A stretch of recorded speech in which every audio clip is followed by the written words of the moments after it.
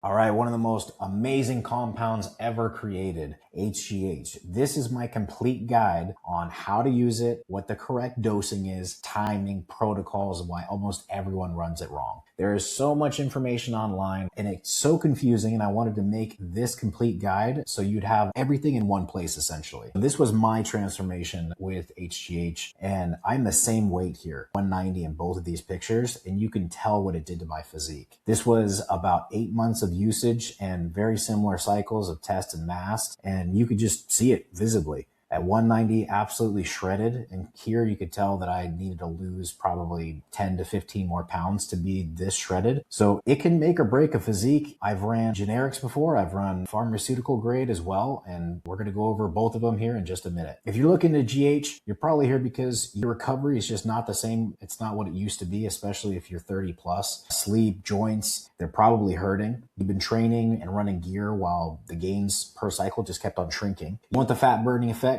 You've heard online about how crazy it is that you can gain muscle and lose fat at the same time, or you've just hit a ceiling where nothing seems to break and you want that fuller, denser, more complete physique without having to add more harsh compounds to it. And GH is the tool that does it all. So here's why it works and what HGH actually does. Training and steroids, they grow the muscle cells that you already have through hypertrophy. You're born with a fixed number, so you cap out. That's the genetic ceiling that most people hit when they do cycle after cycle. So GH is different. It's going to help you form new cells through hyperplasia. That's how it breaks a ceiling nothing else can. You can finally unlock that dense, full 3D frame. And new tissue that you gain, it tends to stay after you come off the HGH. But I got to get real with you in terms of honest expectations. It's a long game. It's not something that you could take for 4 weeks, 6 weeks, 8 weeks and really see the maximum benefits from it. I ran this for 8 months before I saw that transformation. There are many people that blast it for short periods, but it's not really doing a whole lot. This is something that needs to be ran over a long period of time. So GH alone, it's not going to make you huge or strong overnight.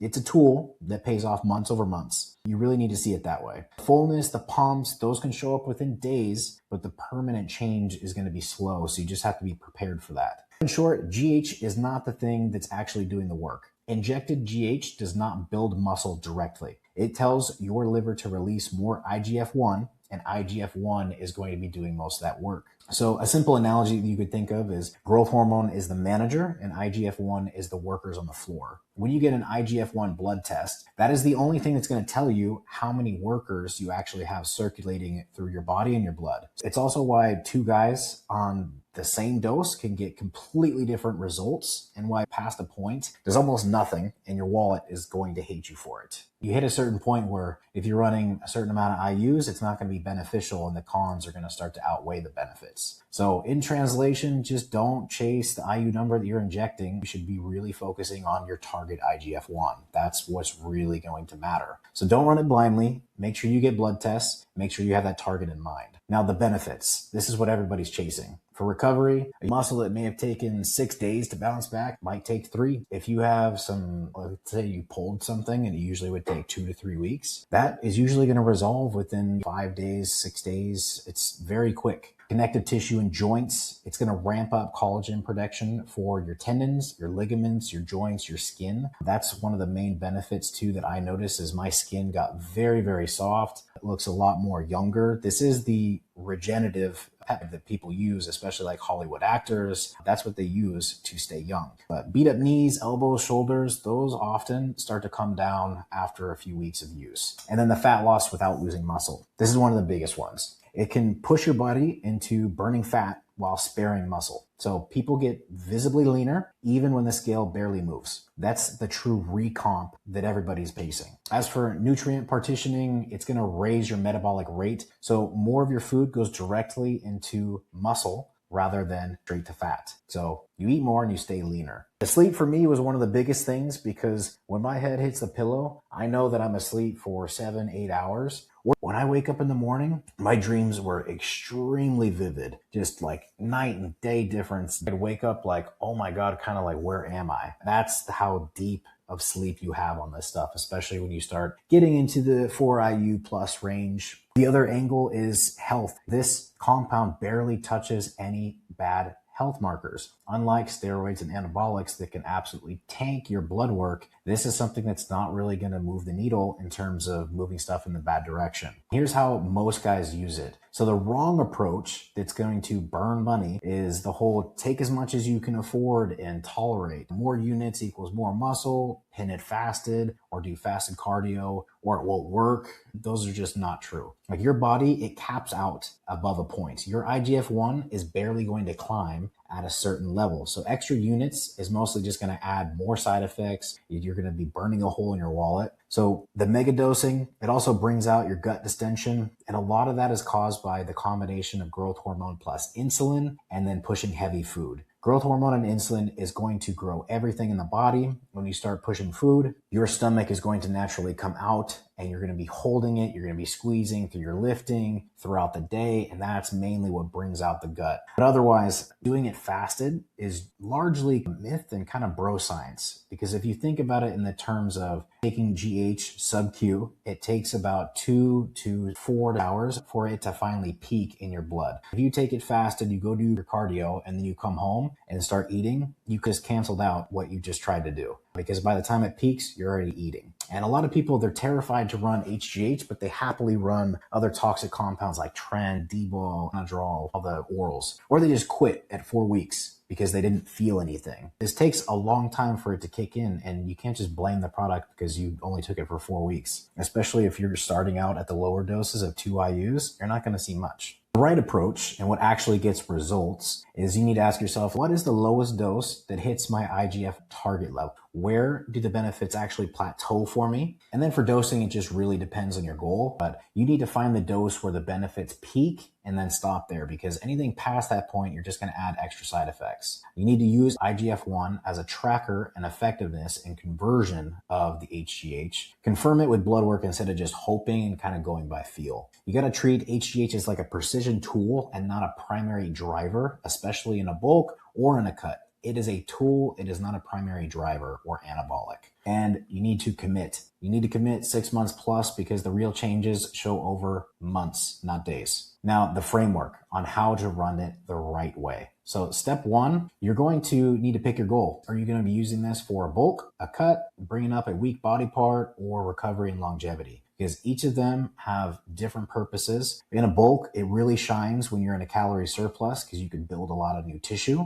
In a cutting phase, it's going to assist with fat loss, and it's going to keep you full and hard while you're dieting and you're in a deficit. And for bringing up a weak body part, there is a smart way to time it around training for that specific muscle. And if you're over the age of 30, this is the fountain of youth. Your skin, your sleep, your joints, everything gets better when you're on it. And 2 things that are quietly going to determine your response to this compound is being lean and your thyroid. Being leaner, everything is always better. If you're carrying extra body fat, it's going to make your body respond to the compound differently, and your thyroid is also going to respond differently. Get lean first, or at least sub 15% before you hop on. And then step 2 is to pick your compound. You're either going to take the real deal, which is HGH, or you're going to take a secretagogue, which is a peptide. That's going to be the CJC, impamorelin, sermorelin, impamorelin solo, tesamorelin, or MK677. All of these are good options if you're not able to get a hold of the real HGH, and this is just naturally going to tell your body to produce more IGF-1, but nothing is going to be more effective than the real thing. Now, for the conversation of pharma versus generic, I have tried both, so I know what both feel like. I also know how much it is to spend on both, but it is the same molecule, 191 amino acids. Big pharma brands, they include Sterosim, Genotropin, Norditropin, Omnitropin. They tend to give more effect per unit with less sides. And generics, they can range largely. Like the data and testing, what we've seen from Janoschik in the past 1 to 2 years, is that most of it is all pretty high quality, and it's all coming from the same place. It's all coming from China. All the API raw powders to make the ingredient, to make the compound, is coming from India and China. The biggest concern with generics is actually knowing how many IUs are in the vial itself. Let's say you order something and it's supposed to be 10. It may be underdosed at 8 IUs. It may be overdosed at 12 or 14 or 16. You just don't know unless you get it tested. But the reason why I bring this up is because this seems the most probable in terms of generics, because it's always been a standard rule, at least online, for people to run double the amount of generics compared to pharma grade. And I've seen price sheets where they're selling kits of 10, or they're selling kits of 24, 36, or even 50. So that makes the most sense to me. And with the Janoschik testing, this seems to be what's actually going on. All right, and for step 3, for dose and timing, in a bulk, you're going to be running 4 to 18 IUs. Now, everybody starts off at 2 IUs, and you work your way up, because you have to manage the side effects like carpal tunnel syndrome from the water retention. That's when your hands are going to start to get numb, because in your wrist, you have so much water retention that it starts to press up against your nerves. And so if you try to get started at 4 IUs, at 6 IUs, at 8 IUs, you're going to absolutely hate life. You're going to wake up in the middle of the night because your hands are so fucking numb and you can't sleep because they're so numb. You need to do this correctly. So everyone starts off at 2 IUs and then slowly increases over time so you can build up that tolerance. Now, you're going to be taking the full dose before bed, ideally 2 hours fasted. That is the protocol that you want to run. Now, with cutting, it's going to help in the fat loss phase. You're also going to be running anywhere between 4 to 18 IUs. Now, there is that little bit of lipolysis, help burn more fat by taking it before you do fasted cardio. We've already gone over that in the very beginning, how that doesn't make sense because it takes 2 to 3 hours for it to peak. And by the time it peaks, you're already done with cardio and you're starting to slam food. So you have food in your stomach by the time the drug actually peaks. And the short mass blast. You can look into the Tony Hughes method, but you're going to be running anywhere between 10 to 20 IUs a day. And you're going to be pushing food like crazy.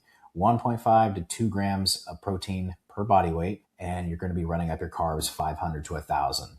This is a very short amount of time. This is about 3 to 4 weeks maximum. You split your dose between 2 times per day, about an hour and a half before training, and then before bed, ideally 2 hours fasted. And then for bringing up a weak body part, there's a smart way to time it around training that specific muscle. That's also going to be around 10 to 20 IUs.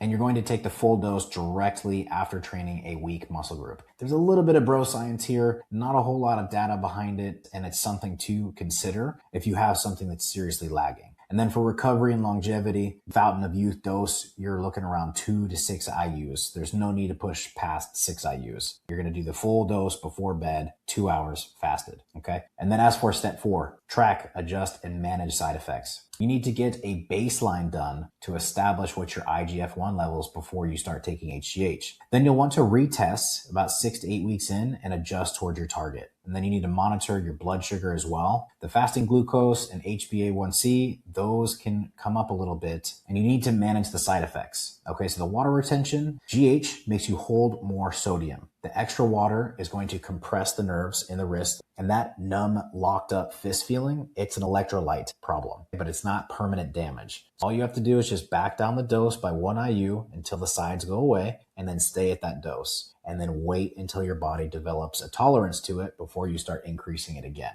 There's no need to just come off completely, because then you're just kind of backpedaling, when you could just drop down the dose, keep it going. And that's the same thing with steroids as well. Just drop the dose and then keep going. High blood sugar, GH can lower insulin sensitivity, which is why dialed in users watch glucose closely. Lethargy and being tired as fuck, that's going to happen at 8 units a day. You have to take naps. It's just an absolute must. If you don't plan for it, you don't have the time, you have a full-time job, or you're not able to work from home and take a little bit break to nap for 30 minutes, this is going to screw you like big time. Your production is going to go down. It's going to be hard to do stuff. HGH does not cause cancer. The main effect of GH is it grows everything. So it's not just muscle. Hands, feet, face, bone structure, those can all grow at 10 units plus. And as for cancer, if it already exists in the body, this is going to speed up that growth. So you need to get scans done regularly to monitor, especially if you're pushing past 10 IUs a day. I do think that you need to get these tests done. These effects are manageable. They're way easier to manage than steroids, 100%. Now, how to test HGH quality for serum and effectiveness through IGF-1. So I ordered these in terms of good, better, and best for testing methods, and most people start over here for blood testing. Like I mentioned, you need to get an IGF-1 blood test to establish a baseline before you start HGH.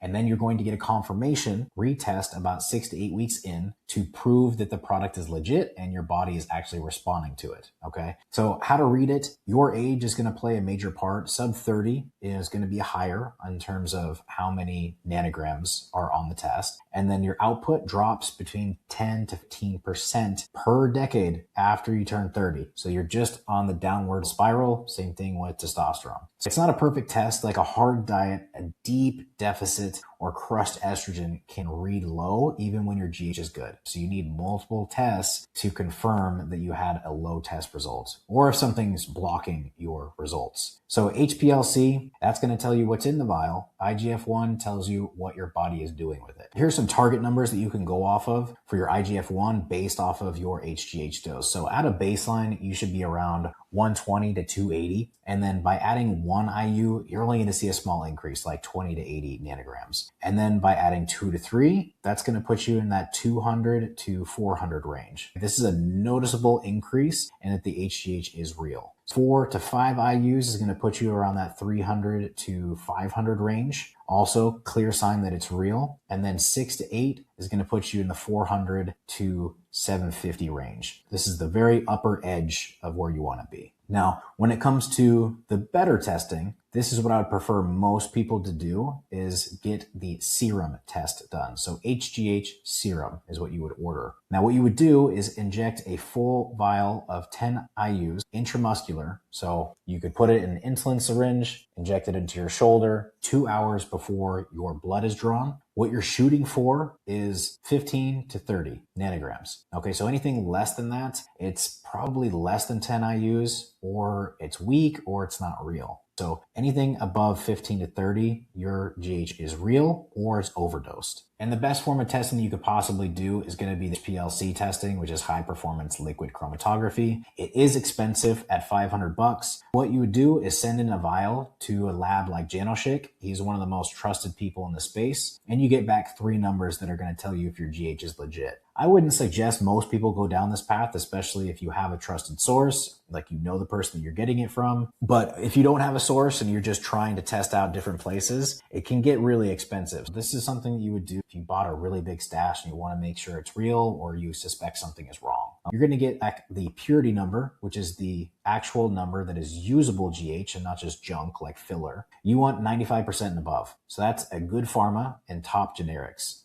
90 to 95%, it's acceptable, but that's not the best, especially if you're paying lots of money for it. Anything below 90%, you're basically just paying for filler. And the other test that you need to make sure that you add is to test for dimer. Single molecules versus clumped ones. That is the difference between monomer and dimer. GH only works when each molecule is whole and on its own. Monomer, just think like it's the good kind. The molecules are separated. We want 95%. And for dimer, the clumped ones, the bad ones, we want under 2 to 3%. So lower the better. The clumped ones, it mainly comes from poor manufacturing or heat damage. Vial had sat in a shipping container for months or was just stored in high temperatures. That's the main reason why the dimer amount would be higher. So just remember, purity above 90%, monomer 95%, dimer under 2 to 3, and that's pretty good GH. And so anything below that, you got wasted money. It is what it is. Just go for a different source. But $500 is a pretty penny to be paying for testing. Okay. So to sum it up, HGH is the best. It builds like nothing else and it stays after you're done taking it. Consistency, you really need to be smart with the dosing. As for measurements, your blood work at the end of the day is going to be the main determining factor. If you should up your dose, if you should lower the dose. As for safety and longevity, this is going to be better than running a gear at a high dosage amount, and it's going to be better than running toxic compounds. As for the quality, real GH is going to be real GH. If it's generic, your generics are going to be just as good as pharma. As for patients, you got to run this correctly and you got to run it for a long period of time, like I mentioned. So you now understand GH better than most guys that have run it for years. But the framework and running it perfectly for your body are 2 different things. The dosing, the timing, the side effect management, the timing to get the blood work, the markers to look for on the blood work, and how to adjust based off of your numbers. That's the difference between getting serious results or just wasting your money down the drain on GH. I'm glad that you have this guide now because you can keep this and use this for your future GH runs. But if you want this done with you one-on-one, go ahead and book a call in the description. We'll go over what's actually required for your goals and put something together for you. All right, that's all that I have for today. Go ahead and subscribe. I'm going to keep these videos rolling on compounds and breakdowns. Let me know in the comments if this guide helped you. See you guys.